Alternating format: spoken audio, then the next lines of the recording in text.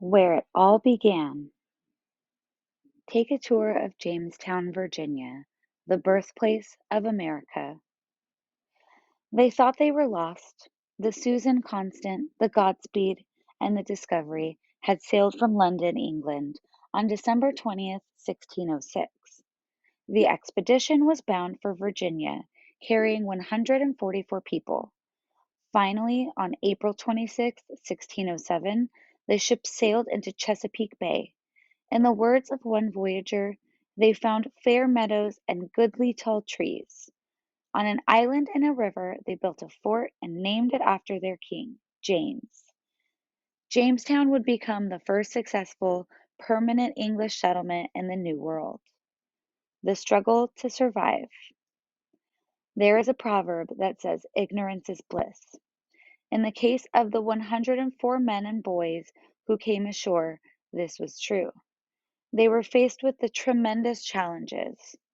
The water from the James River was not safe to drink, and food was scarce. 2 weeks after the settlers arrived, 200 Indians attacked them.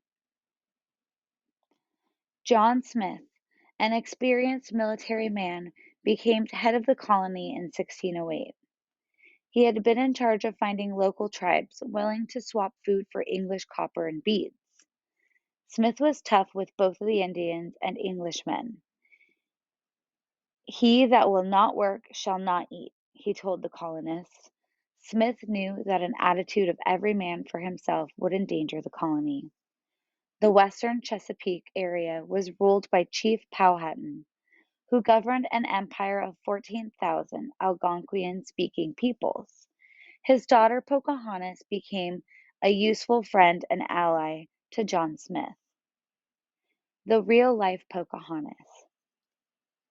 Princess Matacoa was born around 1595.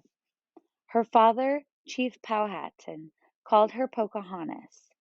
She saved John Smith's life twice, and he wrote that Pocahontas's wit and spirit were unequaled.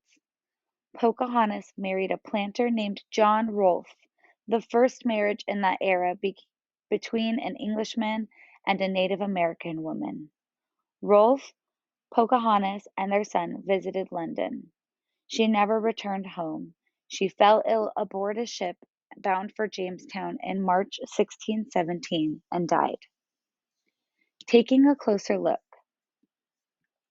Archaeologists digging in Jamestown have discovered Indian artifacts along with English ones, evidence that Indians lived in the fort for some time. It must have been a very close relationship, says William Kelso, an expert in colonial American archaeology. Kelso has worked for 10 years to document this site.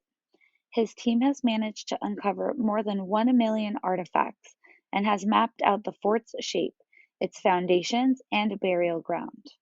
Jamestown left a record of greed and war, but it was also the start of representative government. The settlers gave America a solid foundation to build upon.